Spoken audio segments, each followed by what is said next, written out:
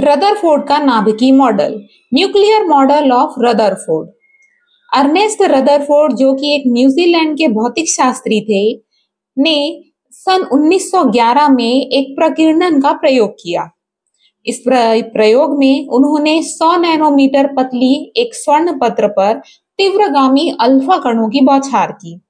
और अपने इस प्रयोग में उन्होंने अवलोकन में पाया कि अधिकांश अल्फा कण लगभग 99% स्वर्ण पत्र से विक्षेपित हुए बिना सीधी रेखा में निकल गए,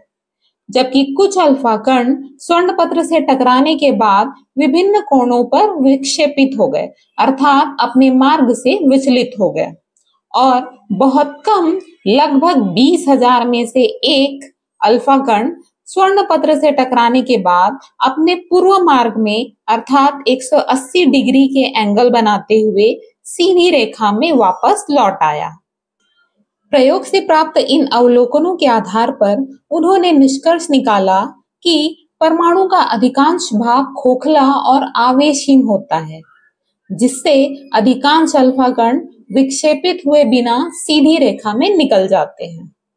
दूसरा निष्कर्ष उन्होंने ये निकाला कि परमाणु का केंद्र धनावेशित होता है, जिसके कारण अल्फा कण, जो कि स्वयं धनावेशित होते हैं, इस धनावेशित भाग से प्रतिकर्षित होकर विभिन्न कोणों में विक्षेपित हो जाते हैं। इस छोटे, भारी और धनावेशित पिंड को उन्होंने नाभिक नाम दिया। तीसरा निष्कर्ष उन्होंने ये निकाला कि परमाणु का आकार लगभग 10⁻⁻10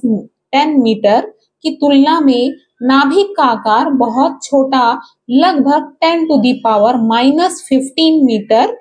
एवं दृढ़ होता है, जिसके कारण बहुत कम अल्फा कण अपने मार्ग में वापस लौटते हैं। अर्थात उन्होंने ये बताया कि नाभिक का आकार परमाणु से भी छोटा होता है और ये अपेक्षाकृत दृढ़ होता है, इसीलिए बहुत कम अर्थात लगभग 20,000 में से एक अल्फा कण अपने मार्ग से वापस आ जाते हैं।